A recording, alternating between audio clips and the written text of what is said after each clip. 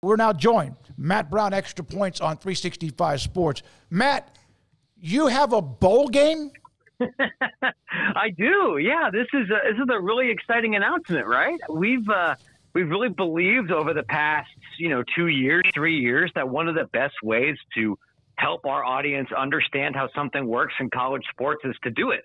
So we want to better understand event management and sponsorship and all the nuts and bolts that go into bowl games. So we have created the Extra Points Bowl, which will happen late this November.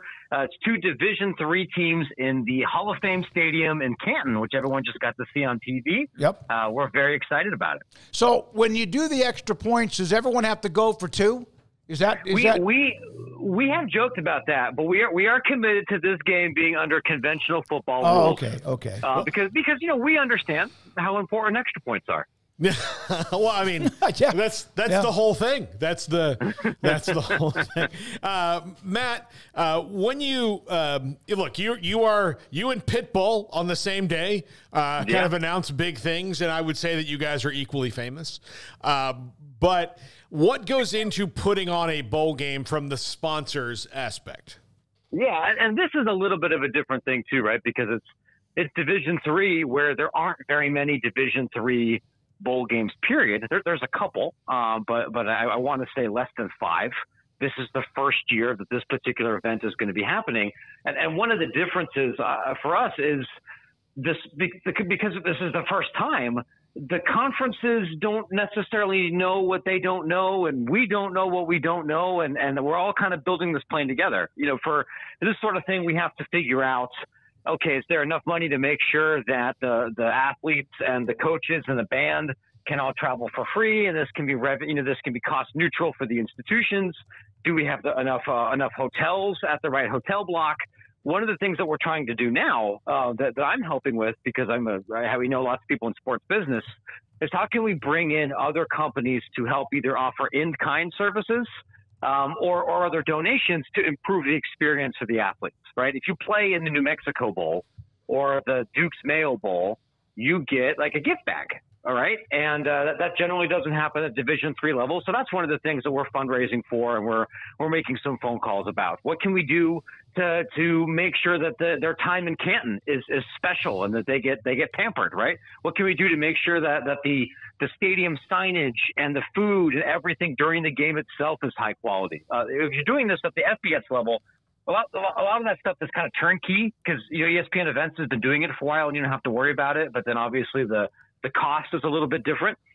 So we're going to, I think, be a little bit more involved in the blood and guts of building this thing than maybe, the Discover or MasterCard might be for a major FBS bowl game. I mean, really, look at you. I mean, this is great. I mean, we've seen you grow up right in front of our eyes. I mean, like you're one of our child. I mean, but what you've done with the site, the ownership, and what you have now as partners, and now this, could you have ever imagined this 2 or 3 years ago? Not a chance. Shoot, 3 years ago, fellas, I was still kind of thinking that Extra Points was going to be just a side gig until I could convince The Athletic or ESPN to hire me. Yep. Right. It hadn't totally clicked that this is my job, and now we're 4 years into it, and we're launching some other new products, and we're dipping our toes into this, and it's very exciting. And I want to be honest with everybody. Like, was this a $700,000 sponsorship buy for a Division III football game? No. This is something that if you guys next year wanted to do this or set something up for the Lone Star Conference, I think that it is attainable, right? It's not $6, but it's not an exorbitant amount of money. But I'm just really excited for not just what we can learn from this, but what it's going to mean for the players participating. I know that you guys believe this, but the longer I do Extra Points, the more I think I've really come away deeply believing this more. College sports is a huge thing, and it's so much bigger than just Texas and Ohio State.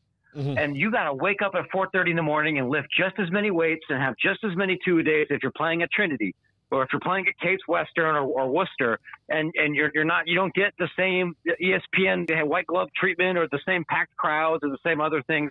It's nice to be able to say, yeah, I'm going to put my money where my mouth is, And I'm going to try to give those people who work really hard an opportunity to have one special day that they might not get otherwise in their athletic careers. And I think that's worth spending the extra time and money on. Yeah. Matt, will you have like jersey patches and things like that? Are you even to that phase of it yet? No, so that's actually a really good question, and that is something that we are working towards. The kind of fun question, and we're kind of collaboratively figuring out now is, what do we want to do for the trophy, and what do we want to do for anything other than the trophy? You know, one thing we've all been kind of discussing, and this isn't set in stone, but it's on the table, and it's all right. We can do a more conventional trophy, and we can have our subscribers maybe vote on a couple of potential different designs. But the trophy sits in the athletic department, like warehouse, right? Or it sits behind a glass case somewhere. Let's go get a championship belt made for the MVP. Or let's go figure out, do we want to do a different kind of rings? Do you want to do some other kind of different giveaway? Do we have to do things the same way we've been doing it since the 1930s? Not necessarily. And the cool thing about this is it can be a collaborative conversation between people like you guys, with our fans, our readers, our community members, and then also the athletes and schools themselves. I can't tell you, like, one thing we are committed to doing is, you look, you guys have probably seen this in press boxes, right? You used to have those guys from like the Orange Bowl or some of these other bowl games that wear these really ridiculous, brightly colored sports jackets. They look like they walked off the set of like, the Wide World of Sports from the 70s. We're going to go get those made. And I think we're going to try to make a couple of extra ones so we could send them to players and have them cut promos ahead of the game, right? We take the event seriously, but I think people are going to know that this game is being sponsored by the internet. I think that there's first of all, congratulations. And that's why I wanted to bring it up and why I reached out to you. We like to have you on as much as we can, but at the same time, do you feel like after this is all said and done, and after you hide in a dungeon for a month afterwards, because of do you feel like you'll have even more respect for really what goes into hosting a bowl game? That's part of the hope, right? Yeah. And I think the more I do this work, in writing extra points and writing about the kind of things that I do, I generally come away with more respect for everybody that handles the blood and guts of running college sports. And I might not agree with all of those decisions all the time. I don't know if every Division I athletic director is going to be on the Brown family Christmas card list, and God knows I'm not on theirs. That's okay. We're grown-ups. But it's very rare that I meet somebody or learn about somebody and think, like, I just can't imagine why you would make this decision or how you got to this point, even if I disagree with it. And whether it is the folks that are providing financial education, the people that are driving the buses and washing the laundry and calling through the phone book to try to go find somebody to go, pay for the Chick-fil-A for the visiting team after the game. It's a lot of work, and it's a lot of work for Baylor. It's a lot of work for Dallas Baptist. It's a lot of work for everybody. And I'm sure doing it will help us appreciate that even more. Matt, NIL opportunities, anything like that, payouts for the players, like that's probably where the major bowls are going to have to go to guarantee participation. Now you're on a different thing with D3 players, but just to enhance the experience, anything like that. Yeah, so absolutely. And to your earlier point, like on the FBS level, I can confirm, because I've talked to bowl directors about this, that really is part of the conversation. And we've had a couple of games like the Duke's Mayo Bowl last year provide NIL opportunities. The challenge is that if you're somebody who's sitting out a bowl game because you might either transfer and get a six-figure payday to go you join an SEC team or to go play in the NFL, you can't really afford to give somebody that much money to play in a lower tier bowl game because the economics of things don't work, right? I can't pay somebody at John Carroll, $200,000 to play in the extra points bowl as much as I would love to. I'm not that kind of rich, and this game's not going to make that kind of money. One of the things that we're definitely going to do is the series sponsor, because there's actually two games, is Open Doors. That provides NIL education and compliance software, and they are going to have an NIL marketplace, I believe, to allow Northeast Ohio and Western Pennsylvania brands to be involved and more easily facilitate deals. We are going to be involved in providing some education and helping people get access to those, but we have a budget set aside to pay athletes. I don't think we can pay everybody, but like we said, we'll send you some ridiculous costumes if you want to cut a promo ahead of the game and make some silly TikTok videos and talk some trash to Grove City College or Carnegie Mellon or something.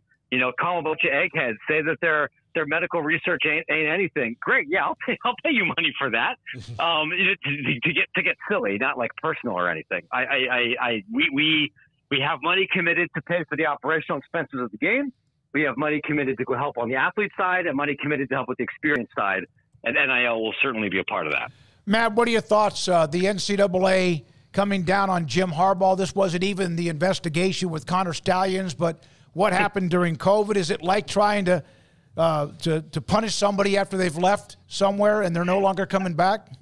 It's unfortunate with all of this with the NCAA that the investigations and enforcement process takes forever.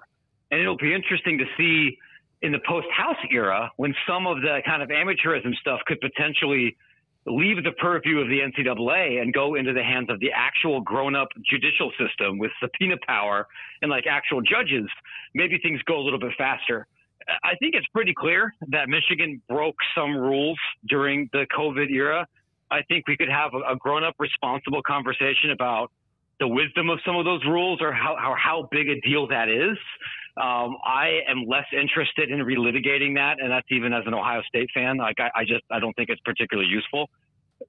I don't think it's crazy to think here that there are folks in Indianapolis who have it out to get for Jim Harbaugh, whether that's because of how he's treated some of their investigators, about how Tom Mars is not exactly the world's most popular person in Indianapolis, and it's not like Tom did anything to try to dampen the controversy here today, kind of throwing a temper tantrum on social media.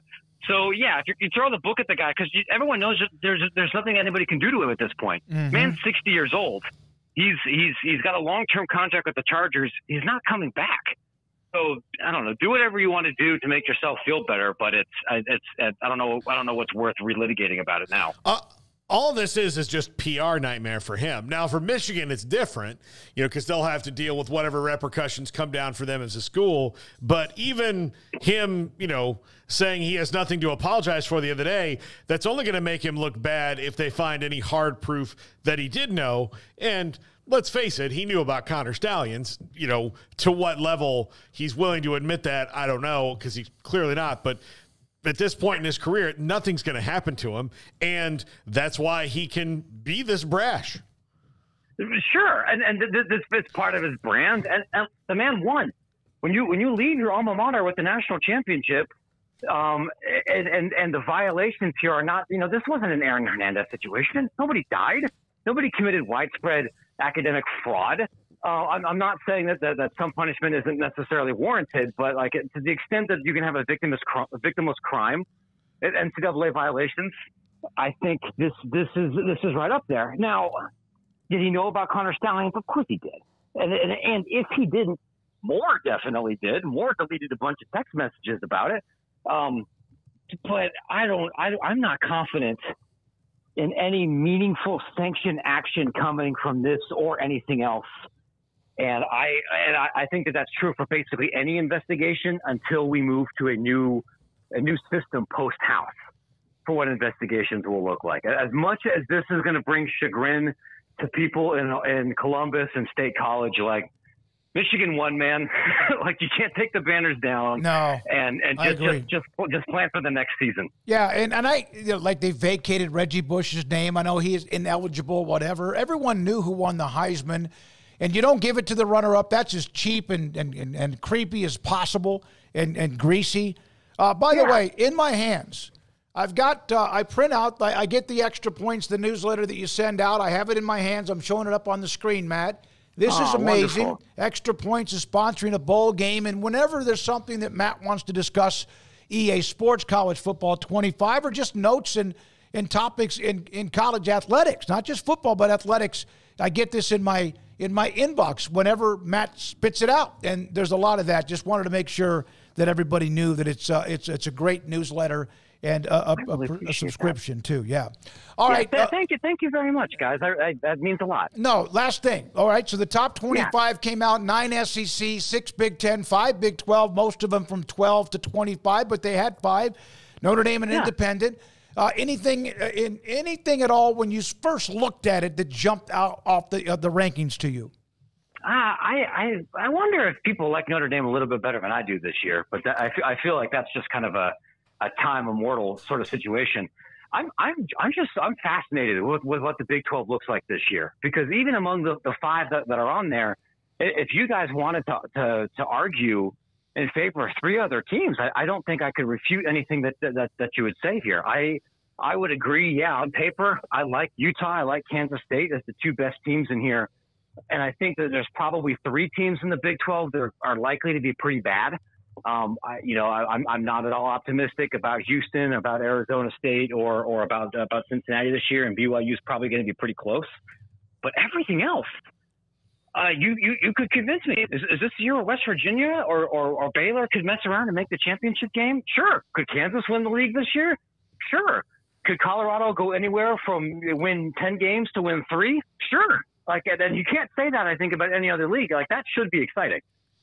Matt, will Notre Dame be the headache for especially the Big 12 and ACC, seeing as if they make the playoff, that means the second best team in one of those leagues won't likely make it?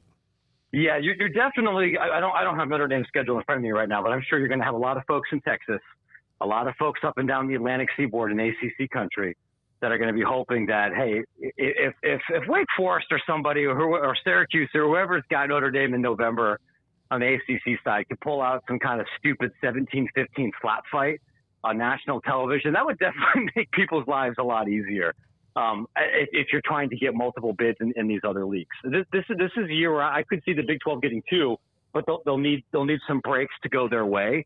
And to not have a kind of glut of 9 and 3-ish kind of Big 10 teams. I think if you are Kansas State or Arizona or Utah, you want to be rooting for chalk. Matt, thank you. Congratulations on the bowl game. We'll be following that along as you hit up until you do it, and then afterwards, and all the other good information. Again, Extra Points, Matt Brown with us on 365 Sports.